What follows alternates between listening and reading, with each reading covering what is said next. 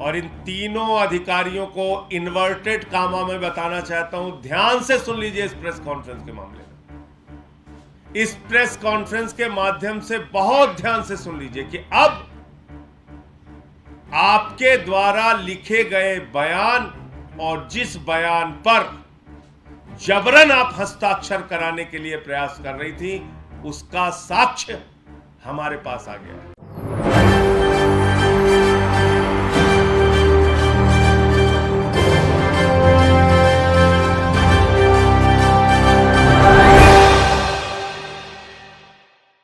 नमस्कार, मैं नाज़मीन खान और आप देख रहे हैं SPN 9 न्यूज़। राज्यसभा सांसद संजय सिंह यहां पर ईडी सीबीआई के अधिकारियों को बेनकाब करते हुए नजर आते हैं।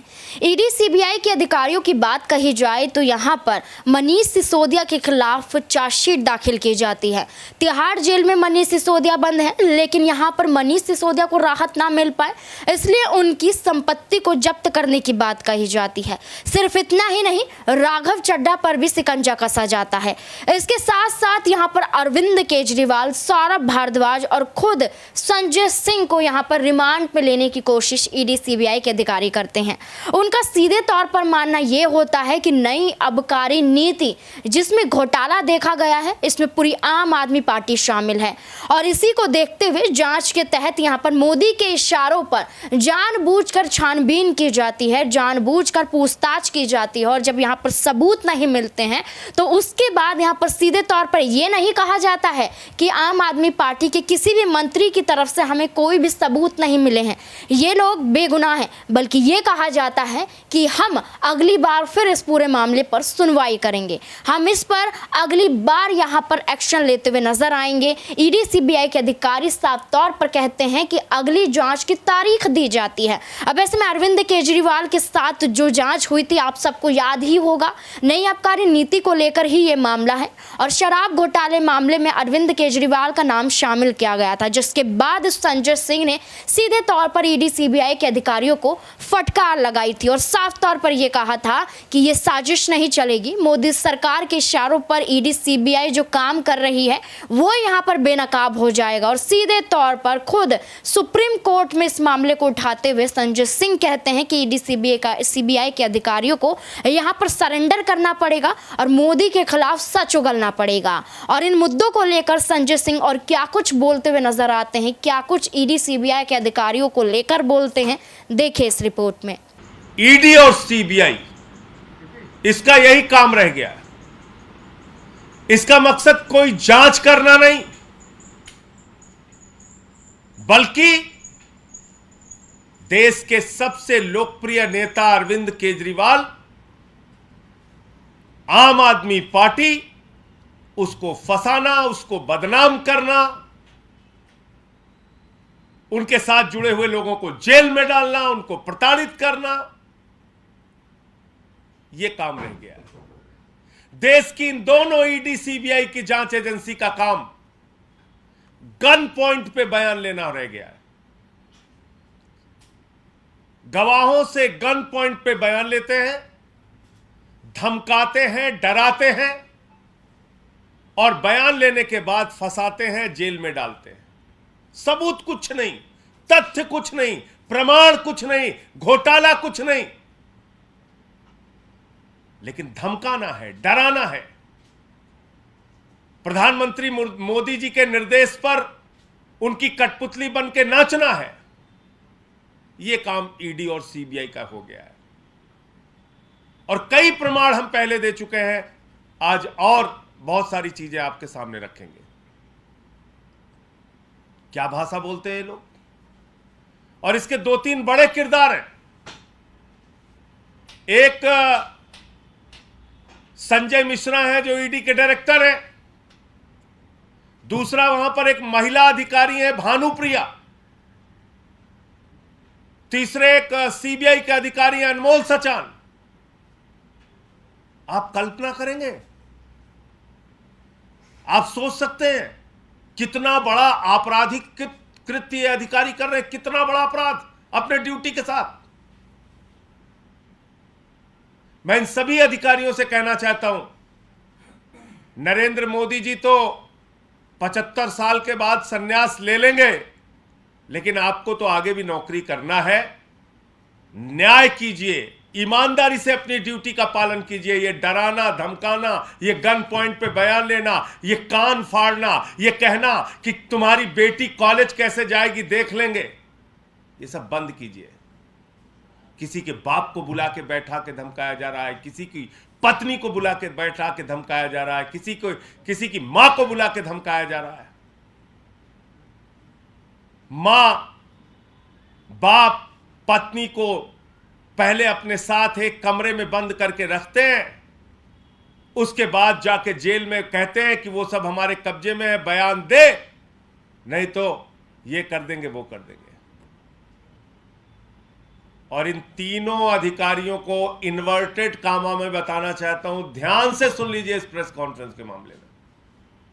इस प्रेस कॉन्फ्रेंस के माध्यम से बहुत ध्यान से सुन लीजिए कि अब आपके द्वारा लिखे गए बयान और जिस बयान पर जबरन आप हस्ताक्षर कराने के लिए प्रयास कर रही थी, उसका साक्ष्य हमारे पास आ गया है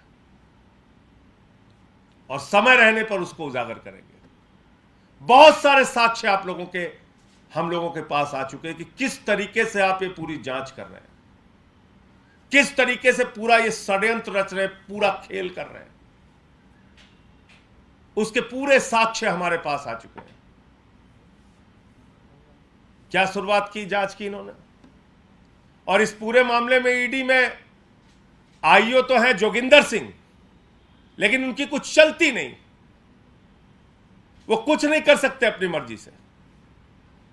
संजय मिश्रा के इशारे पर भानुप्रिया जो एक महिला अधिकारी है, उसको निर्देश दिया जाता है, ऐसे प्रताड़ित करो, ऐसे मारो, ऐसे धमकाओ, ऐसे गालियां दो, ऐसे अपमानित करो, और बयान लिख के जाती है, बयान लिख के बोलती है इस पे साइन कर, ये लिख के दे रही हूं इस पे साइन कर, ये भाषा होती है उस अधिकारी की। और ऐसे तमाम साक्ष्य और प्रमाण हम लोगों के पास आ चुके हैं जो कोर्ट के सामने हम लोग रखेंगे। पहले क्या आरोप लगाया, कहने के साथ 100 करोड़ का शराब घोटाला हुआ है। फिर क्या बोले, 20 से 30 करोड़ का साक्ष्य मिल गया है। 8 महीने तक जांच चली, 8 महीने तक सैकड़ों अधिकारी कई राज्यों में छापेमारी, गिरफ्तारी, प्रताड़ित करना, गुंडागर्दी, सब कुछ कर डाले। 100 करोड़ का आरोप, 8 महीने तक जांच, फिर उस 100 करोड़ के फिगर को बदल के 20 से 30 करोड़ रुपए कर देते हैं कि साहब 20 से 30 करोड़ का साक्ष्य मिल गया। 8 महीने बाद कोर्ट ने पूछा, भाई 20-30 करोड़ का साक्ष्य कहां है? तो कहने लगे साहब 6 लाख रुपए का साक्ष्य। मजाक सुनिएगा आप, कह रहे हैं 6 लाख रुपए का प्रमाण है। आरोप है 100 करोड़ का, फिर आए 20-30 करोड़ पे, फिर प्रमाण दे रहे हैं 6 लाख रुपए का। ये इनकी जांच, ये इनकी नौटंकी, ये इनका ड्रामेबाजी। अभी 2 दिन पहले से क्या शुरू किया है, 17 करोड़ का सबूत मिल गया। आप रोज नए ड्रामे कर रहे हो, रोज नया मजाक बना रहे हो। आपकी ईडी सीबीआई कोई जांच एजेंसी है या कॉमेडी कंपनी है? आपने एंटरटेनमेंट डिपार्टमेंट खोल रखा है। पहले कहोगे 100 करोड़ का घोटाला, फिर कहोगे 20 से 30 करोड़ का घोटाला, फिर कहोगे 6 लाख का साक्ष्य, फिर कहोगे 17 करोड़ का है। अब कुछ नहीं मिला तो अब 17 करोड़ का एक और मिला। इतना ही अगर अरविंद केजरीवाल और आम आदमी पार्टी से नफरत है तो मैं तो प्रपोजल दे चुका हूं प्रधानमंत्री जी को कि किसी चौराहे पे खड़ा करके हम लोगों को तोप से उड़वा दीजिए। इतनी नफरत क्यों रखते हो भाई? कोई साक्ष्य नहीं मिल रहा, फिर 2 दिन पहले से शुरू कर दी 17 करोड़ 17 करोड़। अब 1 साल तक 17 करोड़ की जांच चलेगी। 1 साल तक सबको जेल में धमका धमका के रखो। और ये 17 करोड़ की जांच के लिए भी वही टैक्टिस, डराओ धमकाओ झूठे बयान लो, वही टैक्टिस। कोर्ट ने 8 महीने के बाद जब पूछा भाई सबूत तो दो, आरोप लगा रहे हो 100 करोड़ के घोटाले का, कोई तो सबूत दो। 1 रुपए का ना घोटाला हुआ है, ना 1 रुपए का इनके पास कोई सबूत है।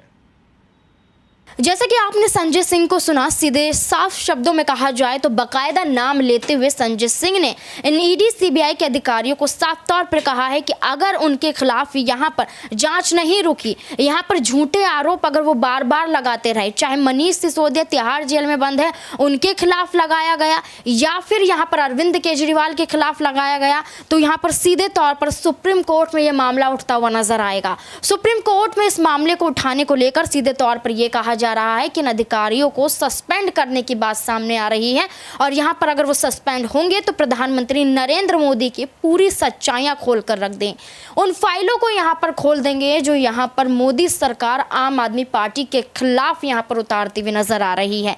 चाहे फिर यहां पर मनीष सिसोदिया को फंसाना हो, चाहे फिर यहां पर अरविंद केजरीवाल पर शिकंजा कसना हो, इन तमाम मुद्दों को लेकर संजय सिंह ने खुलासा तो कर दिया है कि अब वो सीधा रुख सुप्रीम कोर्ट की तरफ करेंगे अगर यहां पर ईडी सीबीआई के अधिकारियों ने फिर से आम आदमी पार्टी के मंत्रियों पर शिकंजा कसा।